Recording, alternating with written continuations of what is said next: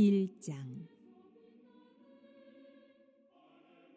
바사왕 고레스 원년에 여호와께서 예레미야의 입을 통하여 하신 말씀을 이루게 하시려고 바사왕 고레스의 마음을 감동시키심에 그가 온 나라에 공포도 하고 조서도 내려 이르되, 바사왕 고레스는 말하노니 하늘의 하나님 여호와께서 세상 모든 나라를 내게 주셨고 나에게 명령하사 유다 예루살렘의 성전을 건축하라 하셨나니 이스라엘의 하나님은 참 신이시라. 너희 중에 그의 백성된 자는 다 유다 예루살렘으로 올라가서 이스라엘의 하나님 여호와의 성전을 건축하라. 그는 예루살렘에 계신 하나님이시라. 그 남아있는 백성이 어느 곳에 머물러 살든지 그곳 사람들이 마땅히 은과 금과 그 밖의 물건과 짐승으로 도와주고 그 외에도 예루살렘에 세울 하나님의 성전을 위하여 예물을 기쁘게 드릴지니라 하였더라.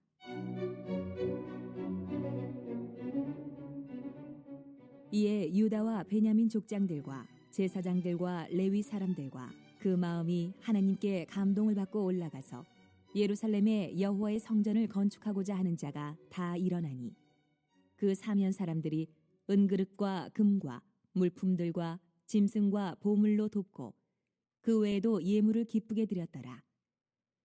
고레스 왕이 또 여호와의 성전 그릇을 꺼내니 옛적에 느부갓네살이 예루살렘에서 옮겨다가 자기 신들의 신당에 두었던 것이라.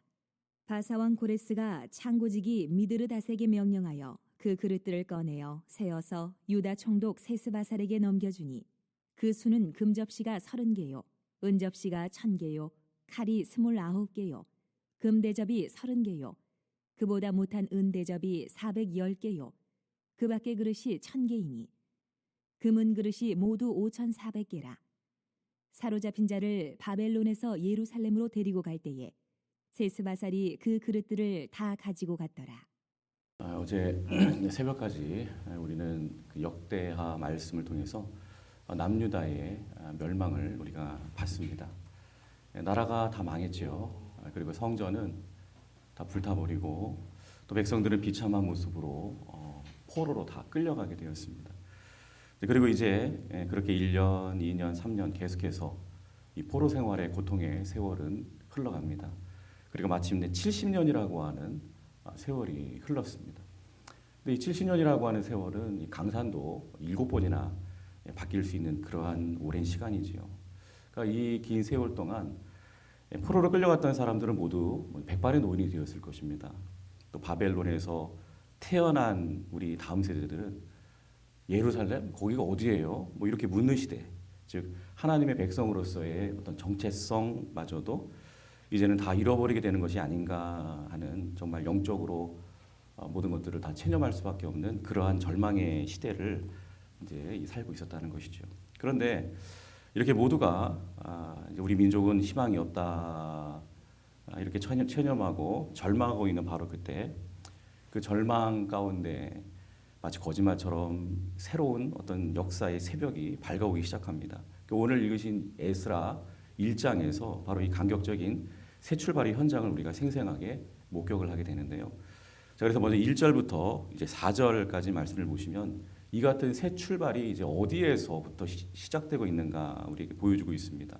그것은 예루살렘이 아니었습니다. 당시 세계에서 가장 강력한 나라죠. 그 바벨론이라고 하는 대제국마저도 무너뜨려 버린 나라입니다. 바로 페르시아 제국이죠.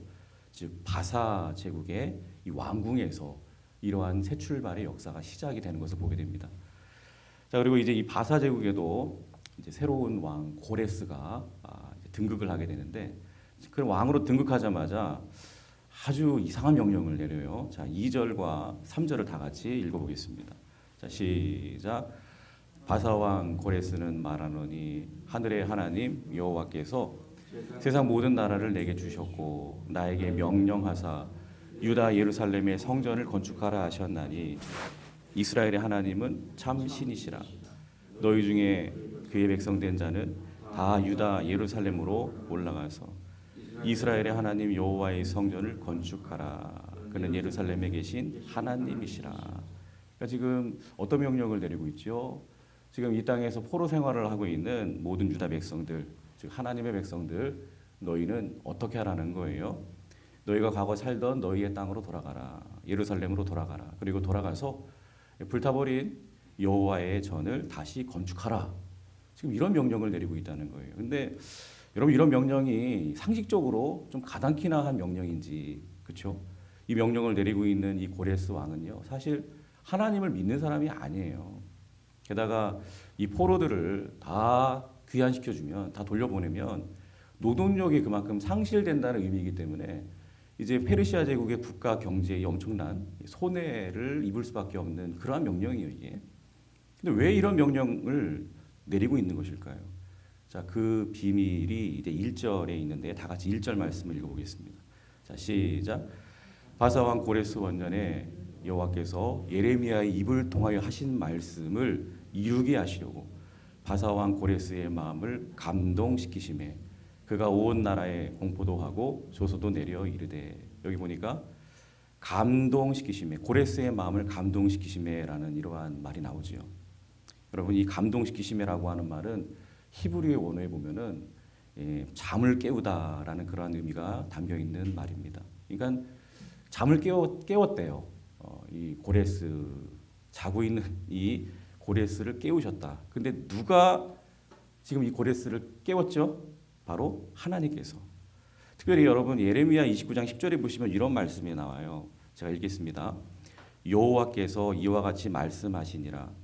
바벨론에서 70년이 차면 내가 너희를 돌보고 나의 선한 말을 너희에게 성취하여 너희를 이곳으로 돌아오게 하리라. 그렇습니다. 이미 하나님께서는 예레미야 선지자의 입을 통해서 말씀하셨어요. 예. 70년이 지나면 다시 포로 생활하고 있는 너희들을 다 예루살렘으로 돌아오게 하시겠다. 그러니까 하나님께서는 예레미야를 통해 하셨던 이 말씀을 그대로 성취하시기 위해서 바로 이 고레스의 마음을 흔들어 깨우신 것입니다. 여러분 먼저 이 같은 말씀을 통해서 우리가 먼저 깨닫게 되는 것이 있죠. 여러분 그렇습니다. 이 세상에 운전대를 잡고 있는 것은 절대로 사람이 아닙니다. 여러분 하나님이십니다. 여러분 우리가 현실적인 눈으로 딱 보면 당시에 세상을 막 주름잡고 세상을 움직이는 그러한 존재가 페르시아, 강력한 나라 이 페르시아의 아주 거대한 힘을 가지고 있는 황제 고레스, 이렇게 우리가 생각을 하게 되지요. 그가 모든 당시의 세상을 움직이고 다스리고 역사를 막 주관해가는 것처럼 그렇게 보여요. 그러나 오늘 성경은 분명하게 말씀합니다. 정작 그 뒤에 숨겨져 있는 진짜 역사의 주관자가 누구인지 분명하게 우리에게 일깨워주고 있는 것이죠.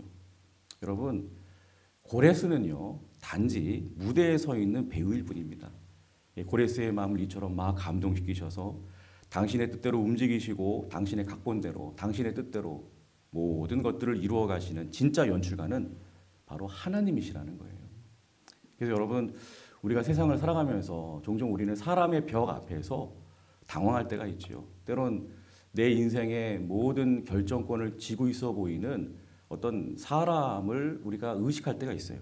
그런데 그들 앞에서 내 말이 도통 통하지 않을 때가 있지요. 그럴 때 내 말을 좀 그 사람이 들어줘야 뭐 내 인생도 풀릴 것 같고 좀 앞길도 열릴 것 같고 막 그런데 통하지 않을 때 우리는 점점 답답해하고 막 불안해하고 막 그럽니다. 가정에서도 마찬가지지요. 우리 가정의 가장들, 남편의 마음이 혹은 이 자녀들의 마음이 굉장히 철옹성 같아요. 딱딱하게 닫혀 있어가지고 아무리 내 뜻을 전달하고 또 설득하고 또 설득해도 꿈쩍하지 않을 때가 있습니다. 그럴 때 우리는 굉장히 난감해하고 답답해하죠. 그런데 오늘 본문의 이 고레스를 보세요. 하나님을 전혀 알지 못했던 여러분 이방 왕입니다. 게다가 교만한 사람이에요. 가장 큰 권력을 가지고 있는, 그래서 마음이 우쭐해 있는 그러한 사람입니다. 그런데 이러한 사람이라고 할지라도 우리의 생각으로는 전혀 꿈쩍도 하지 않을 것 같은 사람인데 하나님께서 마음의 감동이라고 하는 스위치를 탁 켜버리시니까 그 강팍하고 완고한 마음도 그냥 눈 녹듯이 다 하나님의 뜻대로 굴복하게 되더라는 것입니다. 심지어 본인의 어떤 제국, 국가적인 손해를 감수하면서까지도 결국에는 하나님의 뜻대로 움직이는 도구로 이렇게 쓰임받는 것을 우리는 보게 되는 것이지요. 그렇습니다. 여러분 우리를 힘들게 하는 여러분 그 사람도 도무지 변할 것 같지 않던 그 사람도요. 하나님이 딱 감동케 하시고 그 마음 만져버리시면요. 순식간에 변화될 수 있다라고 하는 사실을 믿으시기를 바랍니다. 그래서 여러분 사람을 찾아가기 전에 여러분 하나님 앞에 그래서 우리는 먼저 무릎을 꿇어야 되는 것입니다. 내가 가서 그 사람의 마음을 억지로 막 열려고 여러분 그렇게 하지 마시고 그 사람의 마음의 주권자 되시는 그 사람의 마음을 지금부터 딱 쥐고 계시는 하나님께 엎드려 간절히 구하시기를 바랍니다. 하나님 아버지, 고레스의 마음도 감동시키신 아버지 하나님, 오늘 우리의 남편의 마음을 또 오늘도 내 일터와 내 거래처의 그 모든 강박한 사람들의 마음을 감동시켜 주시옵소서. 저들의 영혼을 흔들어 깨워 주시옵소서. 그럴 때 우리가 100번 말해도 안 되는 그 일을 하나님께서 단 한 번의 감동하심으로 이루어 주시는 기적을 오늘도 우리는 체험하게 될 줄로 믿습니다. 하나님께서 이렇게 고레스의 마음을 감동시키셔서 이렇게 예루살렘으로 돌아가라, 여호와의 전을 건축하라 명령하게 하셨어요. 자, 그러면 여러분 이 소식을 들은 유대 백성들이 야, 할렐루야, 드디어 우리가 해방됐다 그러면서 너도 나도 할 것 없이 아주 기쁨으로 짐을 다 싸고 예루살렘으로 다 돌아갈 채비를 했을까요? 우리는 당연히 그런 모습을 상상을 하죠. 그런데 현실은 그렇게 간단하지가 않습니다. 여러분 생각해 보세요. 이미 70년이라고 하는 짧지 않은 한 세대의 시간이 지금 흘러버렸어요. 그리고 포로로 끌려간 1세대는 대부분 다 죽었을 거예요. 그 땅에서. 그리고 그 땅에서 주류를 이루어서 살아가고 있는 사람들은 이 바벨론에서 태어난 2세대 혹은 3세대들일 것입니다. 따라서 그들에게 바벨론은요, 육적으로 보면 더 이상 타향이 아니에요. 어쩌면 그들의 새로운 터전, 새로운 고향이나 마찬가지였을 것입니다. 그곳에서 이미 돈도 나름대로 많이 벌어서 집도 샀을 것이고 또 그들의 일터와 직장도 그렇게 굳게 그 자리에서 자리 잡았을 거예요. 또 그들의 자녀들은 바벨론 학교에 잘 다니고 있었을 것입니다. 그러니까 한마디로 이 바벨론 생활에 완벽하게 적응해서 아주 편안하게 그렇게 살고 있었을지도 모릅니다. 반면에 지금 하나님께서 돌아가라, 고레스를 통하여 돌아가라 명령하시는 유대 땅은 어떻습니까? 예루살렘은 어떻습니까? 완전히 지금 폐허가 된 돌덩이 같은 그러한 땅이에요. 그래서 돌아가면 살아갈 집도 다시 져야 돼요. 성전도 다시 져야 하는 수고를 해야 되고요. 직장도 다시 잡아야 되고 말 그대로 돌아가면 생고생이 훤히 보이는 그러한 길인 것입니다. 그러니 유다 백성들의 경우에도 솔직히 좀 주저할 수밖에 없었겠죠. 가라고 하는데 굳이 가야 되나? 그냥 여기서도 하나님 잘 믿고 섬길 수 있을 것 같은데 굳이 그 힘든 데 가서 고생해야 되나? 그러면서 대다수의 사람들이 그냥 현실의 안락함에 안주하고 싶은 그러한 마음이 있었을 거라는 말입니다. 그런데 오늘 본문을 보시면 그런 편안한 현실을 박차고 아니요, 제가 가겠습니다. 제가 돌아가서 기꺼이 고생해야 한다면 고생하겠습니다. 그러면서 힘차게 일어선 사람들이 있다는 것이죠. 자, 그렇다면 누가 이렇게 일어나서 현재의 바벨론에서의 그 안락한 생활을 다 버리고 사명의 자리로 그렇게 나아갔을까요? 5절을 다 같이 읽어보겠습니다. 5절 시작. 이에 유다와 베냐민 족장들과 제사장들과 레위 사람들과 그 마음이 하나님께 감동을 받고 올라가서 예루살렘에 여호와의 성전을 건축하고자 하는 자가 다 일어나니. 자, 여기도 보면 똑같은 단어가 나오죠. 그 마음이 누구의 감동을 받았다고요? 하나님께 감동을 받고. 그러니까 고레스의 마음을 감동케 하신 그 하나님께서 이번에는 유다 백성들의 마음을 또 감동케 하셨다는 것이죠. 잠자던 그 영혼들을 또 깨우셨다는 거예요. 그래서 모두가 다 여기가 좋사오니 그냥 여기에 살겠습니다. 그러고 있을 때 이렇게 하나님의 감동하심을 받은 사람들만큼은 지금 막 가슴이 두근두근 뛰기 시작했다는 것입니다. 그래. 내가 이 바벨론 땅에서 우리 고향도 아닌데 우리의 영원히 살아갈 터전도 아닌 이곳에서 그냥 돈이나 벌면서 그냥 안락하게 살면 그게 무슨 의미이고 하나님의 거룩한 백성들에게 있어서 그게 뭔 소용인가? 내 조국의 하나님 성전은 저렇게 다 불타서 하나님의 명예가 지금 땅에 떨어졌고 내 조국의 예루살렘 성벽은 다 부서져 무너져 버렸는데 그래, 하나님의 백성인 내가 아니면 누가 갈까? 그래, 내가 가는 거야. 내가 하나님의 성전을 가서 다시 세우는 거야. 내가 가서 무너진 예배 터전을 다시 일으키는 거야. 그렇습니다. 하나님께서 이처럼 그들의 마음을 강하게 감동하실 때 이렇게 거룩한 영적 부담감이 그들의 마음을 온통 휘감아 오면서 마침내 돌아갈 결단을 하게 되더라는 것입니다. 여러분, 저는 이것을 오늘 우리에게 한번 적용해 보기를 원합니다. 여러분, 신앙생활을 하는 데 있어서 가장 큰 적이 무엇인지 아십니까? 결코 외부로부터 몰려오는 어떤 삶의 핍박, 고난 이런 게 아닙니다. 바로 내부의 익숙함. 이게 무서운 거예요. 익숙함. 오늘날 많은 한국교회 성도님들이 영적 바벨론과 같은 이러한 익숙함과 편안함에 취해서 그렇게 살아가는 경향이 있어요. 그래서 예배는 드리지만 가슴 뛰는 감격이 없어요. 또 교회 봉사는 하지만 그냥 억지로 의무감으로 그냥 그렇게 합니다. 또 때로 아유 목사님 제가 솔직히 먹고 살기도 바쁘거든요. 저는 그냥 뒤에서 그냥 구경만 하고 그냥 기도만 할게요.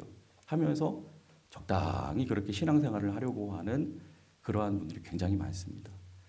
그러나 우리 하나님은 오늘 고레스를 통해서 당신의 뜻을 이루어갈 어떤 환경만 열어주시는 그런 분이 아니라 그 환경 속으로 뛰어들어서 헌신할 사람들을 찾고 계시는 것입니다. 그리고 그 사람들은 다른 누구가 아니라 바로 하나님이 주시는 감동하심에 강하게 이렇게 반응하면서 막 가슴이 두근두근 뛰는 이러한 사람들이라는 것입니다. 여러분이 새벽에 한번 가슴에 손을 얹고 한번 질문해 보시기를 바랍니다. 내 가슴은 지금 하나님을 향해서 뛰고 있는가? 내가 이 교회를 볼 때마다 또 지금도 죽어가는 저 영혼들을 볼 때마다 내 안에 견딜 수 없는 거룩한 울림이 있는가? 여러분, 신앙생활이라고 하는 것은 결단코 억지로 하는 게 아니에요. 하나님이 내 마음을 감동케 하시고 어루만져 주실 때, 내 마음을 툭 건드려 주실 때 그 감동에 아멘하면서 이끌려가는 것이 여러분 하나님께서 우리에게 원하시는 진정한 신앙생활의 모습이고 또 우리에게 원하시는 헌신의 모습인 줄로 믿습니다. 여러분, 이 새벽에 성령님께서 우리의 심령을 다시 한번 은혜와 감동의 물결로 그렇게 불어 넣어 주시기를 간절히 소망합니다. 그저 현실에 그냥 안주하려는 우리의 가라앉은 영성을 다시 한번 흔들어 일깨워 주셔서 하나님 아버지, 제가 지금 여기 있습니다.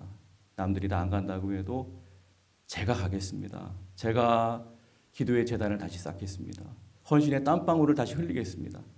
이렇게 결단하며 일어나는 하나님의 감동된 사람들이 다 되시기를 주님의 이름으로 축원합니다. 마지막으로 우리가 살펴볼 것은 자, 이렇게 하나님께 감동함을 받아서 이제 예루살렘으로 돌아갈 결단을 한 사람들에게 이제 하나님께서는 그냥 빈손으로 돌아가지 아니하고 무언가를 들고 돌아가도록 그렇게 하십니다. 자, 그게 뭔지 한번 보겠습니다. 7절을 다 같이 읽어볼까요? 자, 시작. 고레스 왕이 또 여호와의 성전 그릇을 꺼내니 옛적에 느부갓네살이 예루살렘에서 옮겨다가 자기 신들의 신당에 두었던 것이라. 지금 아주 놀라운 것들을 가져가도록 그렇게 챙겨주시는데 바로 성전의 그릇들입니다. 8절에 보시면 이 고레스 왕은 이 창고지기 미르드라에게 명령해서 그 그릇들을 꺼내어서 숫자를 세보게 하는데 그 수가 무려 금접시, 음접시, 도합 5,400개나 그렇게 되었다고 지금 말씀합니다. 여러분, 이 그릇들은 어떤 그릇이죠? 7절 하반절을 다시 보시면 옛적에 느부갓네살이 예루살렘에서 옮겨다가 자기 신들의 신당에 두었던 것이라. 그러니까 이 그릇들은 70년 전에 예루살렘이 멸망하던 날에 바벨론 군대에 의해서 약탈당했던, 빼앗겼던 바로 그 성전의 기물들이죠. 그러니까 지난 70년 동안 이 거룩한 그릇들이 예루살렘, 그 바벨론 그 우상의 신전에 그 어두운 창고에 그동안 계속 처박혀 있었던 것이죠. 어쩌면 바벨론 왕들이 막 그 술을 마실 때 사용하는 그릇으로 그렇게 썼을지도 모릅니다. 이때 세상 사람들은 그런 모습을 보고 조롱했을 거예요. 봐라, 여호와 하나님은 죽은 것이 아닌가. 그러니까 자기 밥그릇 하나 저렇게 못 지키고 다 뺏겼지. 그러나 여러분, 하나님께서 정말 돌아가신 것입니까? 아니죠. 하나님께서는 비록 당신의 백성들을 징계하시느라고 이렇게 이 모든 그릇들을 70년 동안 잠시 동안 이렇게 이방인들 손에 빼앗기게 하셨지만, 그러나 하나님은 70년 동안 당신의 이 그릇들을 하나도 잃어버리지 않으시고 저 적국의 심장부 한복판에서조차도 완벽하게 다 지키고 계셨던 것입니다. 그리고 때가 되어서 하나님 백성들을 다시 부르실 때에 이 잃어버린 기명들을 하나도 빠짐없이 5,400개나 되는 이 엄청난 보물들을 다시 싹 찾아가지고 그대로 당신의 백성들의 손에 들고 돌아갈 수 있도록 그렇게 역사하신 것이죠. 그렇습니다. 우리 하나님은 회복의 하나님이신 줄로 믿습니다. 우리가 하나님을 떠나서 세상에서 때론 방황할 때 우리는 많은 것을 잃어버릴 수 있지요. 그럴 때 마치 저 악한 바벨론에게 내 것을 다 빼앗긴 것 같아요. 그리고 저들의 창고에 갇혀서 잃어버린 것들을 영영 못 찾을 것 같은 이러한 두려움이 들기도 합니다. 그러나 우리가 결코 낙심할 필요가 없는 것은 우리가 그럼에도 불구하고 간절히 하나님 앞에 엎드려 회개하고, 주님, 내가 다시 성전을 지키러 가겠습니다. 사명의 자리로 제가 다시 나아가겠습니다. 결단하면서 힘차게 일어서는 그 순간, 하나님은 우리가 잃어버렸던 모든 소중한 것들을 이 적들의 창고에서 다 꺼내서 우리의 손에 다시금 들려주실 줄로 믿습니다. 자, 여기 있다. 네가 그동안 잃어버렸던 너의 건강, 네가 잃어버렸던 모든 물질, 네가 잃어버렸던 그 모든 것, 내가 그동안 하나도 잃어버리지 아니하고 다 안전하게 보관하고 있었단다. 자, 이제 이것을 다 가지고 들고 가서 나의 영광을 위해서 한번 멋지게 써봐라. 하나님께서 말씀하시는 줄로 믿습니다. 여러분, 말씀을 정리하겠습니다. 오늘 에스라 1장은 70년 동안 멈춰버린 이 시계가 다시 돌아가는 기적의 장이에요. 그런데 이 기적이 어떻게 가능했다고요? 바로 하나님의 감동하심 때문에. 하나님은 고레스의 마음을 감동시키셔서 환경의 문을 활짝 여셨고, 또 유다 백성들의 마음을 또한 감동시키셔서 헌신의 불을 지피셨습니다. 그리고 결단한 자들에게 잃어버린 모든 것들을 다시금 찾아주셨습니다. 부디 오늘 주신 에스라 1장 말씀이 우리의 마음을 감동케 하시는 하나님의 어루만짐이 되실 수 있기를 주님의 이름으로 축원합니다. 그래서 오늘도 내가 일어나겠나이다. 하나님, 제가 예루살렘으로 다시 돌아가겠습니다. 고백하면서 이렇게 하나님 앞에 결단하는 저와 여러분들에게 다시금 되찾아주시는 모든 풍성한 것들을 가지고 하나님의 영광을 위하여 열심히 살아가는 복된 하루 되시기를 주님의 이름으로 축원합니다. 기도하겠습니다.